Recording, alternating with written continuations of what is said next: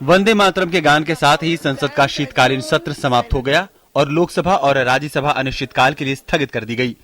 सत्र की सबसे खास बात ये रही कि जहां लोकसभा काम के मामले में रिकॉर्ड बनाती रही, वहीं राज्यसभा में काफी वक्त हंगामे की भीड़ चढ़ गया, जिससे काफी अहम विधेयक भी लटक गए। सत्र के आखिरी दिन लोकसभा में धर्मांतरण के मुद्दे पर विपक्ष के हंगामे के बीच सदन की कार्यवाही एक बार स्थगित होने के बाद 12 बजे शुरू हुई। सदन के दोबारा बैठने पर प्रधानमंत्री नरेंद्र मोदी भी सदन में मौजूद थे। कांग्रेस के नेता मल्लिकार्जुन खड़गे कुछ कहना चाहते थे, लेकिन अध्यक्ष ने इसकी अनुमति नहीं दी। एक मिनट कोई अच्छी बात बोलना हो तो बोलो। नए साल अच्छी बात बोलता हूँ मैं। बाकी नहीं, मैं अच्छी बात बोलता हूँ। ऐसा होता नहीं है खड़गे जी। इसके बाद अध्यक्ष सुमित्रा महाजन ने आवश्यक दस्तावेज सदन के पटल पर रखवाए और इस सत्र में सदन में हुए कामकाज का ब्यौरा देने के बाद कार्यवाही को अनिश्चितकाल के लिए स्थगित कर दिया गया। सदन के सुचारू रूप से संचालन के लिए उन्होंने सदस्यों का आभार जताया। सत्र के दौरान 16 विधेयक पुनर्स्थापित किए गए। मुझे आपको यह सूचित करते हुए प्रसन्नता है कि सत्र के दौरान 18 विधेयक पारित हुए, जो हाल के वर्षों में एक तरह का रिकॉर्ड है और इसके लिए आप सभी धन्यवाद के पात्र हैं। ऐसा आपके सहयोग और प्रयासों के कारण ही संभव हो पाया है। 24 नवंबर से शुरू हुए 16वीं लोकसभा के तीसरे सत्र में कुल 22 बैठकें हुई और 129 घंटे 33 मिनट सदन ने कामकाज किया।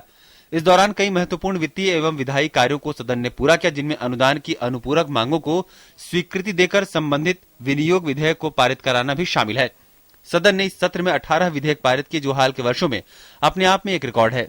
इन विधेयकों में कोयला खनन विशेष प्रावधान विधेयक, कंपनी कानून संशोधन विधेयक, पुराने कानूनों को बदलने का विधेयक और मोटर वाहन संशोधन विधेयक शामिल हैं।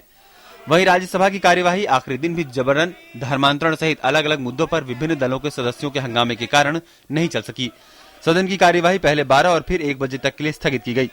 कांग्रेस जहां जबरन धर्मांतरण के मुद्दे पर प्रधानमंत्री से जवाब की मांग कर रही थी, तो वहीं समाजवादी पार्टी और जेडीयू ने सोमवार को जंतर मंतर पर हुए महाधरने में कार्यकर्ताओं को रोकने का आरोप लगाया। वो हम सबके प्रधानमंत्री, हम माने या नहीं है, वो देश के प्रधानमंत्री हैं और हम उसका आदर करते हैं। सबको विश्वास दिलाता हूं कि मेरी प्रधानमंत्रीशिप में, मेरी गवर्नमेंट में हर धर्म के लोग, हर जाति के लोग, हर प्रांत के लोग, हर भाषा के लोग सुरक्षित रहेंगे। ये तो एक समाजवादी पार्टी परिवार, जनता दल का परिवार जो है, वो परिवार एक मजबूत विकल्प क्यों नोटिस नहीं दिया? विकल्प को तोड़ने के लिए जो इन लोगों ने एक तरीके से डिक्टेटरशिप अपनाई है। दिल्ली में ये प्रदर्शन था, ये डिमॉन्स्ट्रेशन था, तो यहाँ कानून व्यवस्था को दुरुस्त करना और जो डिमॉन्स्ट्रेशन करने वाले हैं उनकी सुरक्षा उसको करना, ये सरकार का काम है। दोपहर 1 बजे फिर से कार्यवाही शुरू होने पर सदन ने दिल्ली राष्ट्रीय राजधानी राज्य क्षेत्र विधि विधेयक 2014 को सर्वसम्मति से पारित कर दिया, जिसके बाद सदन को अनिश्चितकाल के लिए स्थगित कर दिया गया। राज्यसभा में इस सत्र में पहले साध्वी निरंजन के बयानों और काले धन के मसले पर कार्यवाही ठप रही और फिर बाद में धर्मांतरण के मसले पर पिछले हफ्ते और इस हफ्ते कोई खास कामकाज नहीं हो सका।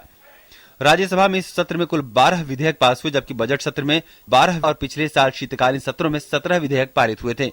Honorable Prime Minister and this government of India gives topmost priority for slum development, for the welfare of the poorer people. That's why this bill has been brought in the larger interest of the people of Delhi, and Delhi means mini India. People from all parts of the country are in Delhi. That's why this special focus on this bill. I am very much thankful for the entire House for standing together in passing this bill, which is the need of the hour.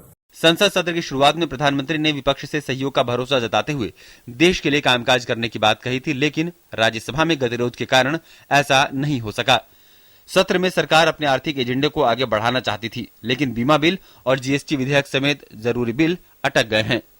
Parliament team के साथ news night desk, DD news.